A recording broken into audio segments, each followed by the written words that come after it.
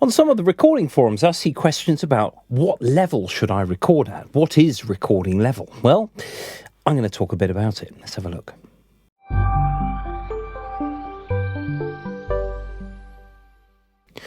So recording level is something that we need to be still very careful of. Back in the analog era, you had to be really on it. You had to make the most of the headroom of the available device without distortion. And of course, if you recorded too low, you get lots of hiss and noise and all other sort of nasties. In a way, it is still true. If you record really low on a digital system, you can still get problems. Now, I've got this mic here on Logic Pro X here. You can see on the computer, every time I speak into this mic, 1, 2, 2, 2, 2, I can get really close to it and it'll actually overload there. Now, there are two types of distortion. There's analog distortion, which in some ways is quite desirable and quite a cool thing to have. And there's digital distortion, which is not. That's where the digital system can no longer reproduce the analog signal that's coming into it. It can no longer store it. It doesn't know what to do. And actually, there are algorithms in place with Logic and other things. You can actually occasionally over-record and it will kind of compensate, but you don't really want to go there. Now, you have the decibel scale. Now, in terms of recording, that is recording level and actually electrical recording level on a computer or any other device. The decibel scale represents a sort of halving of level for every 6 dB that you go down. So we've got 0 at the top here, which is the maximum recording level. And then every single number that goes down is actually a minus figure. So minus 6 dB represents half the level, or 50% of the dynamic range in the system. Now, you might think, well, that sounds really bad. That means that I should be recording at really, a very high level in order to get the most out of the system. Well, Logic Pro X running a 24-bit system, as long as the sound card and the mic are good, you're getting over 100 decibels of dynamic range. So actually, that's quite a lot. So don't worry too much if you are not recording at a particular high level. And it also depends what you're recording. If you're doing lots and lots of string parts, for example, you won't want all of those to be really high in level, because when you play them all back, it'll be almost uncontrollable. And besides which, strings on a rock and pop record are generally quite low in level anyway. So don't worry too much about this. Now, what I'm going to do is with this mic, I'm going to record on the computer, and then you'll hear different sorts of distortion. So first of all, I'm going to record with digital distortion. So I'm going to properly overload this mic and I'm going to record a phrase, and then you'll hear what it sounds like. Not very nice. 1, 2. Now this is the recording level. As you can see on the display, there's masses and masses of level there. And actually what happens is that your sine wave squares off at the top and the bottom where there's that maximum recording level. Now, if we listen to that back, it's not going to sound very nice at all. 2. Now, this is the recording level. As you can see on the display, there's masses and masses of level there. So this becomes a problem. I'm also quite close to the mic, so you get something called a proximity effect, which means that you get more bass the closer you get to the mic. So the fact that it's bassy is actually my distance from the microphone as opposed to the actual recording itself.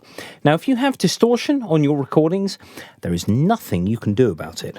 Now, if I just go in a bit higher scale on this, you can see what's going on. So if we find, something like this over here, if I stretch this out, you can see the flattening at the top and the bottom of this wave. Now, there is a specific top and bottom beyond which you cannot record. Essentially, it won't record any information. So the wave, if you're looking at the mouse here, would have gone down here and then back up to this one here, which would have gone over the top there and down there, etc., etc. So if I just do another recording now, which is lower in level, so I'll just create another track, mute that one, 222, there we go. So I've got a nicer recording level now. So I'll just record something else. So now I'm further away from the mic, which means that I will have less in the way of proximity effect, that is heightened bass. As you can see, the recording level looks quite low there, but it's not. If I just reset the meter here and just speak a bit louder, I'm 12 dB below well, minus 10 actually, so I'm using quite a lot of the dynamic range that is available. Let's have a listen to that.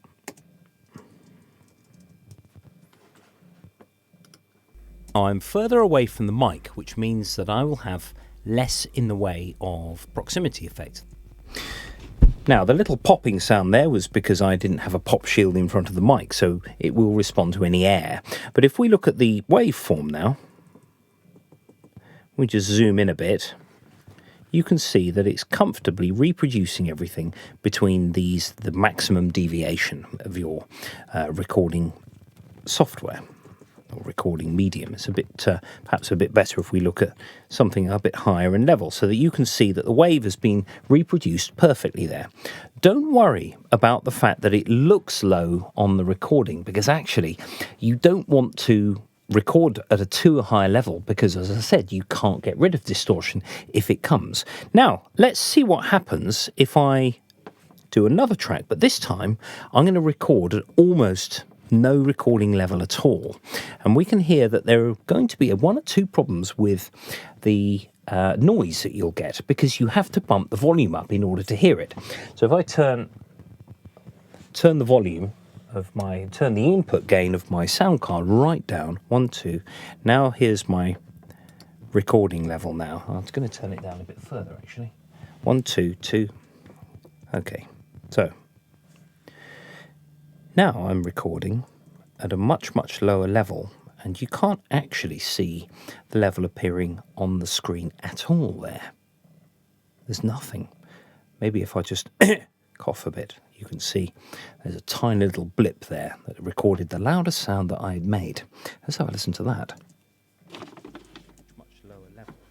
You can't actually see the level appearing on the screen at all there. There's nothing. Maybe can't hear anything at all really there. Now what happens then if I try bumping it up in level? Now I'm recording at a much, much lower level, and you can't actually see the level. I just get a gain, for example, at all there. There's nothing. Maybe if I just cough a bit, you can see there's a tiny little blip there. There's actually a little bit in the way of hum there. It's not all that conducive to a successful recording if you've got a really low level like that, but as you can hear, there wasn't a huge amount of noise there. Not too bad really. Now on GarageBand for iOS, for example, you don't get this decibel scale. Instead you get the colours, just like on Logic. So it starts green with the recording level, and as it gets higher it starts to turn to yellow and then orange and then red, which shows you that you are going into distortion. And as I said, once you get that distortion, you can never get rid of it. You can't even smooth it off in any way at all. So you've got to be really careful with your recording level. But as you can see here, don't worry too much about using all of the available dynamic range of the computer, because it's still hugely better than tape or any of the other old school mediums that we used to use. So there we are. There's a bit about recording level.